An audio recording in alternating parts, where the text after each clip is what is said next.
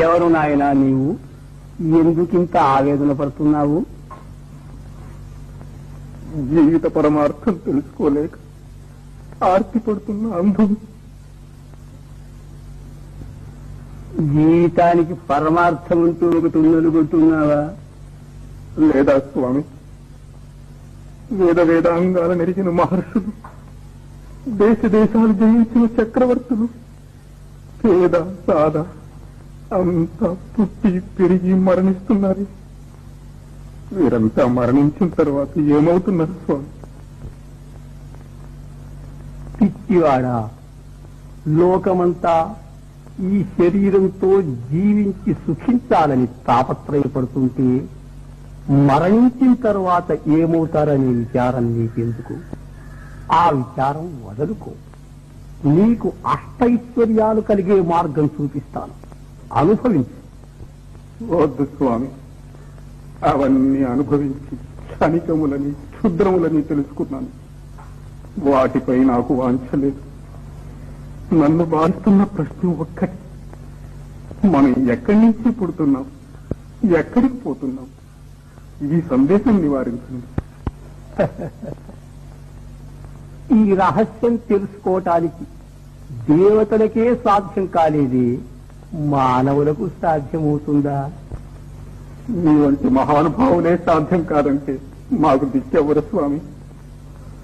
మేము ఈ దుఃఖభాజనమైన సంసారంలో కృషించి జనన మరణ ప్రవాహంలో కొట్టుకుపోవలసిందేనా? మానవుడికి తరుణోపాయం లేదా స్వామి? లేకే నాయనా, ఉంది. ఈ శరీరం విద్యలు రెంటితోనూ పుట్టింది. సంసార యాత్రకు మోక్షయాత్రకు ఇదే సాధనం.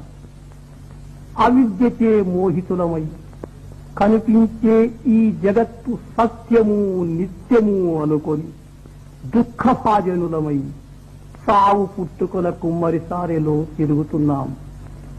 ఇదంతా అనిత్యమని, ఈ నాటకానికంతటికీ కారణమైన మహాచైతన్యం వేరే ఉందని, అది నిత్యము సత్యమని తెలుసుకొని ఆ ఆత్మానుభవం పొందాలి.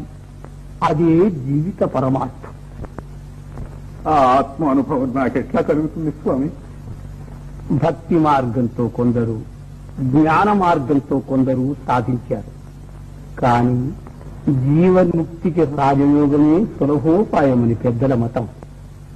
రాజయోగం నాకెవరు ఉపదేశిస్తారు స్వామి?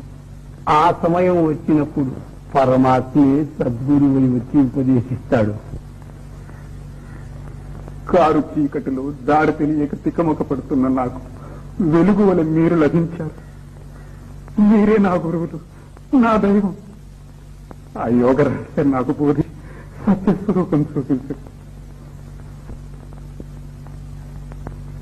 అతి గుప్తమైన ఆత్మ విద్యను నీకు బోధిస్తున్నాను, సావధానుడమై విను.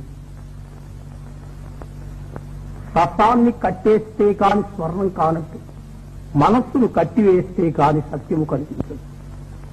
మనస్సే మన బంధానికి మోక్షానికి కారణం.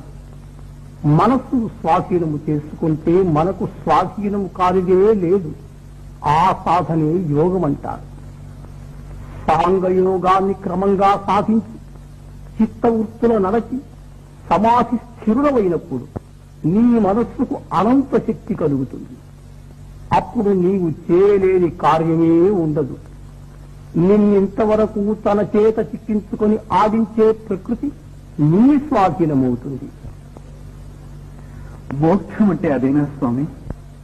కాదు నాయనా, అది మోక్షానికి మొదటి మెట్టు.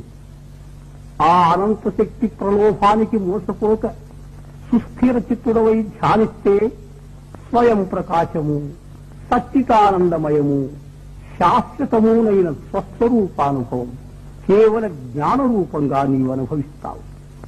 తత్వమసి అంటే అది. అప్పుడు నువ్వు నేను ఒకటి.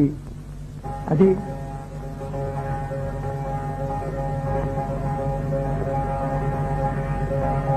రాజయోగ సాధన చేసి అఖండ బ్రహ్మానందానుభవం పొందు.